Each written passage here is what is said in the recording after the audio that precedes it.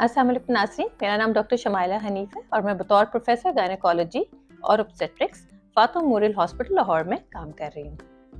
आज जो वीडियो है वो यूट्रस के मुंह, जिसको हम सर्विक्स कहते हैं, उसकी सोजिश या इन्फेक्शन के बारे में है। बच्चेदानी का मुंह, जिसको हम सर्विक्स कहते हैं, अगर इसमें सोजिश हो जाए या उसमें इन्फेक्शन हो जाए तो उसको हम मेडिकली सर्विसाइटिस कहते हैं। सर्विसाइटिस मेनली दो वजहों से हो सकती है। नंबर 1, इन्फेक्शन, और नंबर 2, किसी भी चीज से एलर्जिक रिएक्शन हो जाए तो उस सूरत में भी जो सर्विक्स है वो सूज सकती है और उधर सोजिश हो सकती है। पहले हम बात कर लेते हैं इन्फेक्शन के बारे में। जो इन्फेक्शन है वो मुख्तलिफ बैक्टीरिया से भी हो सकती है और वायरल इन्फेक्शन भी हो सकती है। साथ में सेक्शुअली ट्रांसमिटेड इन्फेक्शंस भी हो सकती हैं, जिसमें मुख्तलिफ ऑर्गेनिज्म जैसे कि क्लेमिडिया और गोनोरिया जैसे बैक्टीरिया भी इन्फेक्ट कर सकते हैं। एलर्जिक रिएक्शन मुख्तलिफ चीज़ों से हो सकता है। देखने में आया कि कुछ खवातीन जो कि कॉन्डम यूज़ करती हैं, उनमें से कोई 1% खातून को जो कॉन्डम का मटेरियल है उससे एलर्जी हो सकती है, जिससे उनकी सर्विक्स में सोजिश आ सकती है। कभी कभी कुछ खवातीन अपना इंटरनली वजाइना को डिफरेंट केमिकल से साफ करती हैं, जिसको हम वजाइनल डूशिंग कहते हैं। इससे भी एलर्जिक रिएक्शन हो सकता है और सोजिश हो सकती है। कभी कोई खवातीन कॉन्ट्रासेप्टिव के तौर पे कोई कॉन्ट्रासेप्टिव क्रीम्स इंटरनली यूज करती हैं, उससे भी एलर्जिक रिएक्शन हो सकता है। सर्विसाइटिस के साइन और सिम्टम्स क्या हैं? कई दफ़ा खवातीन को कोई भी सिम्टम नहीं होता। इत्तेफाक से जब आपके गायनेकोलॉजिस्ट के पास किसी और कंप्लेंट से जाते हैं, वो जब आपका इंटरनल मुआयना करते हैं तो आपका जो बच्चेदानी का मुंह है वो उसमें जख्म नज़र आता है या वो सूजा हुआ नज़र आता है। कुछ खवातीन को कुछ सिम्टम्स होते हैं, जैसे कि वेजाइनल डिस्चार्ज येलो रंग का भी हो सकता है और ग्रीन भी हो सकता है, और इसके साथ स्मेल भी आती है। कईयों को लोअर एब्डोमिनल पेन भी होती है। कईयों को 2 पीरियड्स के बीच में इरेगुलर स्पॉटिंग भी हो सकती है। इंटरकोर्स के दौरान भी पेन हो सकती है और इंटरकोर्स के दौरान स्पॉटिंग या ब्लीडिंग भी हो सकती है। कई खवातीन को कमर में दर्द रहती है और कईयों को पेशाब करते वक्त भी तकलीफ रहती है। तो ये डिफरेंट सिम्टम्स हैं जो कि किसी भी खातून को इनमें से कोई भी सिम्टम हो सकता है। कुछ खवातीन में एक्टिव इन्फेक्शन, जिसमें बहुत ज़्यादा इन्फेक्शन हो और पस पड़ रही हो, तो उसके साथ उनको बुखार भी हो सकता है।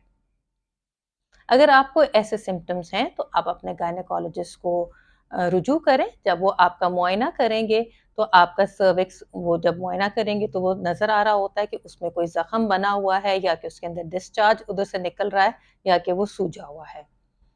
सर्विक्स में जब इन्फ्लेमेशन या इन्फेक्शन हो तो वो रेड कलर का होता है, और उसमें जो अगर ज़ख्म बना हो तो वो सामने बिल्कुल क्लियरली नज़र आ रहा होता है। मुआयने के दौरान आपके गायनेकोलॉजिस्ट कई दफ़ा आपके कुछ टेस्ट भी करवा लेते हैं, जैसे कि हाई वजाइनल स्वैब। आपका जो डिस्चार्ज है उसका स्वैब लिया जाता है और उसको टेस्ट पे भेजा जाता है, जिससे ये पता चलता है कि उसमें कौन से किस्म का ऑर्गेनिज्म है, ताकि आपको अकॉर्डिंगली एंटीबायोटिक दी जाए। साथ में आपके गायनेकोलॉजिस्ट आपका पैप स्मीयर भी कर सकते हैं या लिक्विड बेस्ड साइटोलॉजी भी ले सकते हैं।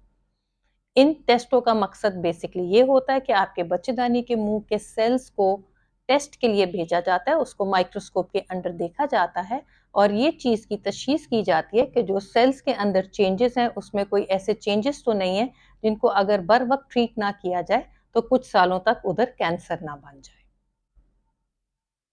आपके टेस्ट के बाद आपकी ट्रीटमेंट एडवाइस की जाती है।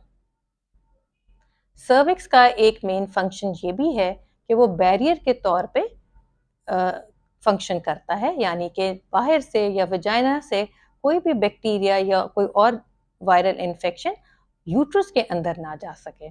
पर कभी कभी जब सर्विक्स की इन्फेक्शन हो जाती है तो यही इन्फेक्शन ऊपर यूट्रस को भी इन्वॉल्व कर सकती है और साथ में ट्यूब्स और ओवरीज भी इन्वॉल्व हो जाती हैं। जब ट्यूब्स, यूट्रस और ओवरीज इन्वॉल्व हो जाएं तो इसको मेडिकली हम पेल्विक इन्फ्लेमेटरी डिजीज कहते हैं। पेल्विक इन्फ्लेमेटरी डिजीज से कई दफ़ा ट्यूबें बंद भी हो जाती हैं और आगे जाके प्रेगनेंसी ठहरने में दुश्वारी पेश करती है। इसलिए ये ज़रूरी है कि जब आपकी सर्वाइकल इन्फेक्शन डायग्नोज हो तो उसको टाइमली ट्रीट किया जाए। ट्रीटमेंट बेसिकली एंटीबायोटिक्स से होती है, जो कि फर्स्ट लाइन ट्रीटमेंट है।